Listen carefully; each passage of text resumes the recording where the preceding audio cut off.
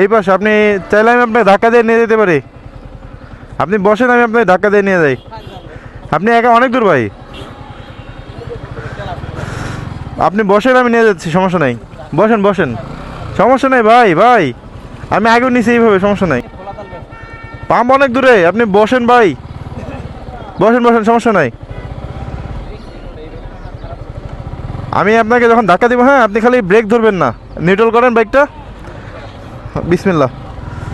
আপনি বামে থাকেন, হ্যাঁ এতটুকু একটু দেখে পার হন, তারপর একটু ঠেলতেছি। হ্যাঁ